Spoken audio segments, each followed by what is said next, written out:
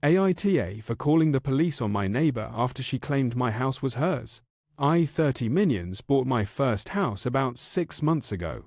It wasn't anything fancy, but I worked for years to save for it. The day I moved in, my next-door neighbor, probably in her late 50s, knocked on my door. She smiled and welcomed me to the neighborhood. I thought she was just being friendly. I was very, very wrong. Over the next few weeks, she started acting like my property belonged to her. She parked in my driveway. She let her dog run through my backyard.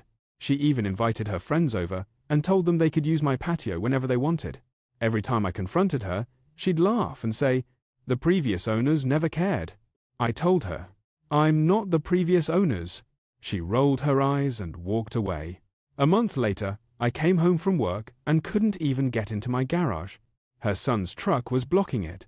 I knocked on her door. She told me, "Just park on the street, he'll move it eventually."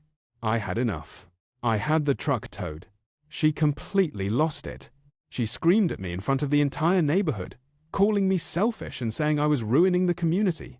I figured that would be the end of it. It wasn't. A few days later, I got a call from the police. Someone had reported that I was trespassing on my own house. I honestly thought it was a prank. The officers showed up. I handed them my driver's license, mortgage paperwork, and property tax records. Meanwhile, my neighbor walked outside insisting the house belonged to her family and that I had somehow taken it. The officers asked if she had any proof. She disappeared inside. 10 minutes later, she came back holding an old utility bill from 1998 with the previous owner's name on it. The officers just stared at her. Then one of them asked, "Ma'am, do you know what year it is?"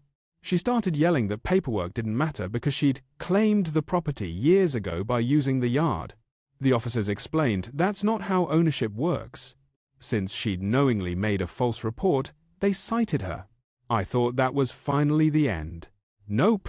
The next morning, I woke up to find a 6-foot wooden fence built almost 3 feet onto my property. She had workers install it overnight. Luckily, before buying the house, I'd paid for a professional land survey. I called the survey company. They came out, marked every property line with stakes and paint, and confirmed the fence was entirely on my land. The contractor took one look at the survey, packed up his tools, and started taking the fence back down. Turns out, she had lied to him too.